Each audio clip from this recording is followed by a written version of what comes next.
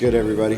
This is Chris. Today I wanted to talk about how the cannabis industry gets you primed to deal with cash and money, which there's a lot of benefits to that. Being around large amounts of money gets your tolerance up, to say the least, So the example I was using with Angel, our video guy, saying it's kind of like when you're younger and you first start dating girls. Like, you're very nervous, you don't know what to do, you don't have any sort of track record or history to base it off of. So same thing as if you go put yourself in some deals where you're around 5 figures, 6 figures or more, sometimes 7 figures of money, keep leveling up and just be around that money, being in that deal, interacting with it, helping to count it, organize it, just touching it, being in the presence of that money is going to also help you manifest that money. And maybe not manifest it to be in a deal like that, but actually manifest it to where that money isn't actually deal capital and that's actually your money at some point in the future, So just helping you put your mind into that, it raises your tolerance, which is kind of a good thing, because then it makes you not put so much importance on, the single dollars, $10 here, $20 here. Not that that doesn't matter, but at the same time, you can put all this effort into tracking someone down who may owe you $10, or put in a little bit more effort to figure out how to make hundreds and thousands of dollars, The point is, just being around larger amounts of money will help you get to those higher plateaus, help you keep raising the bar. Also teaches you just money skills, how to count it, how to organize it, how to present it. There's certain things like organizing all your denominations into stacks of hundreds. People don't always do this, especially coming from the traditional markets. People will have all unorganized money, a bunch of small bills, like random bills together. They'll have like different unorganized stacks. Like, okay, you put these two together, this makes $3,000 here. Then take these fives over here, and that makes $3,500. Then I got this $1,500 here, so this whole thing is $5,000. So it's like all this convoluted shit. When really it should just be like, okay, all my fives are here, all my tens are here, all my hundreds, all my 50s, and they're all in increments of 100, rubber banded. Even if you can put these slips around it. Every 100 stack of whatever denomination has its slips. So like things like this, you just become nimble with it. You know how to get through the process. It's not new to you. That's one of the things I wanted to get across, is just dealing with the money is practice in and of itself. It also teaches you how to be protective and how to just be smart when you're in those situations dealing with the money. You don't want to be, having a good time with everybody in there and not being focused on the task at hand, and, not taking necessary precautions, maybe having someone, making sure you have a security guard on site, or having your doors locked, making sure that you're in rooms where there's cameras viewing, your perimeters. So there's all these little things like you can take precautions on, because you never know when something will happen. Always, plan for the worst and hope for the best. In cannabis, there's still a lot of gray areas as far as police protection, laws, stuff like that. So especially in these new emerging states, everyone's trying to figure it out. Please be careful, be vigilant, be safe about it. Don't do anything stupid either. So follow your laws. Don't jeopardize your license by having, guns on there that aren't registered. Some states don't even allow you to have guns on the premise as a cannabis license. So really take this into account, talk it over with your lawyers. Don't jeopardize your business, but also you got to protect what's yours, Keep the money in limited view. You don't want all your employees seeing money, this, that, and the other, because what happens is they'll see big stacks of money on the table.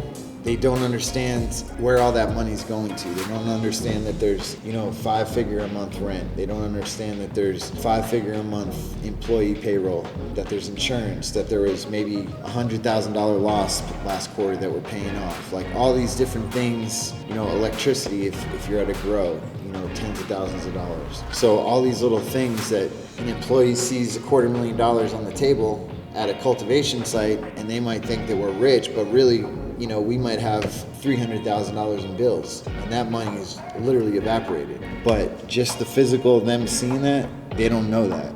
To them, they're thinking like, man, I'm making $20 an hour, but they're over here counting millions, when really it's not the case. That money isn't money to put into the bank. That money's money that's being spent to like cover bills and open invoices, expenses, payroll, lawyer bills, like all this stuff, taxes. A lot of that money you see goes to taxes. So that's why, no matter how much you explain this to, say, employees, especially new employees, lower tier employees, are going to be I don't want to call it a revolving door, but you're going to have to hire and fire these people. So the less they see and the less they assume, the less they think, the better. That's the other thing you got to be vigilant of, is people trying to set you up for a robbery.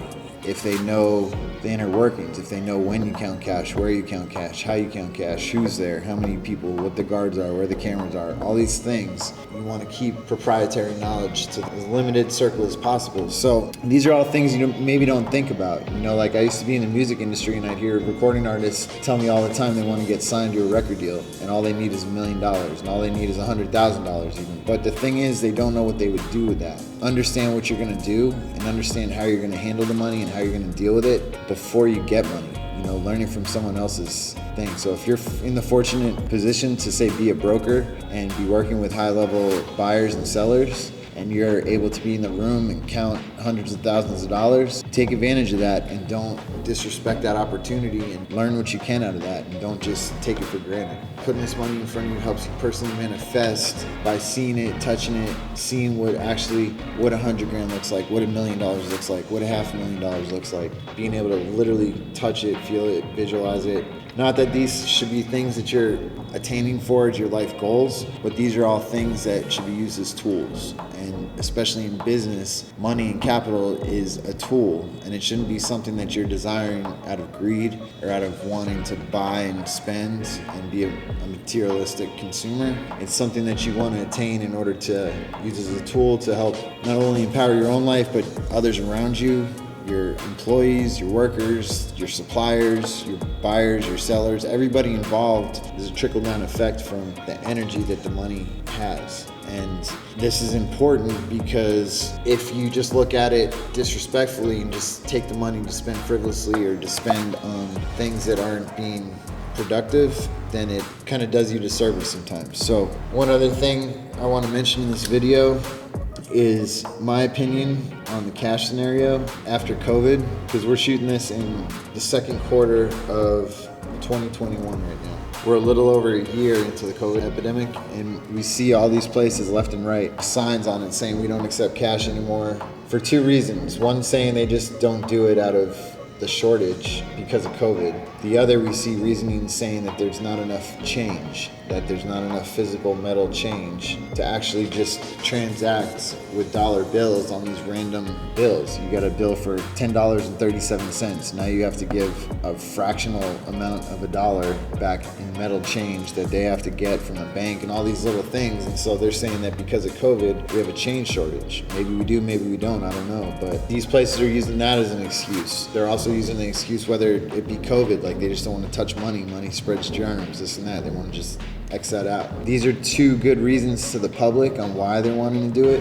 And there's, the factor of the fear of the COVID showing the public, saying like, look, we're willing to give up cash because it's safer. In my opinion, thankfully, cannabis and amongst other industries too, we're kind of keeping the cash movement alive. And I don't want to say cash movement, but a shift to all digital is up for debate, but that may or may not be in our best interest. And we've gone this far throughout history with physical money. Who knows what would happen if that were to be gone. So I'm not saying that's something that would happen tomorrow or next week, but I'm just saying that at least we're helping as an industry as a whole to continue a long-standing, I don't want to say tradition, but we've been doing things a certain way for a long time, and cannabis is helping to keep that alive and evolve that. And that's, again, it's up for opinion. Maybe that's a good thing, maybe that's a bad thing to some people, but it is what it is. So anyway, that's about it. I just wanted to say, these are a few bonuses of being around these large cannabis deals, and it'll help you evolve your own business sense and your skills, and help to attract and manifest these successes in your own careers, and help step you up the ladder, help raise your bar, and everyone else in there. So again, it always goes back to your reputation, your character, your personality. These are all things that play into you being able to be put into positions like that. So keep that in mind. Treat people how you want to be treated. Don't screw people over, and those are good ways to kind of maneuver most situations. That's about the end of the video. Make sure to check out the Cannabis course. That'll be coming out. Teach you guys step by step how to make money in the licensed cannabis industry. We're seeing a lot of followers around the world. That means that there's a lot of interest showing worldwide. Glad to see the continual growth of all the viewers and our followers on Instagram. So thanks to all the followers out there. It's not possible without you guys. Next in the YouTube channels, leave your comments. We're gonna start giving away stuff. I got some care packs, some lighters, stickers. We'll get some merch and some shirts once those come in. Everything's delayed with COVID, so leave some comments. We'll start doing the random comment pickers, and we'll do giveaways. And then if you're in California, we'll do some giveaways for some cannabis product at dispensaries, at licensed dispensaries, so keep an eye out for those video posts. And then our Canna Cash course will teach you step by step, and make sure to take advantage of all that information. So until next time, talk to you later.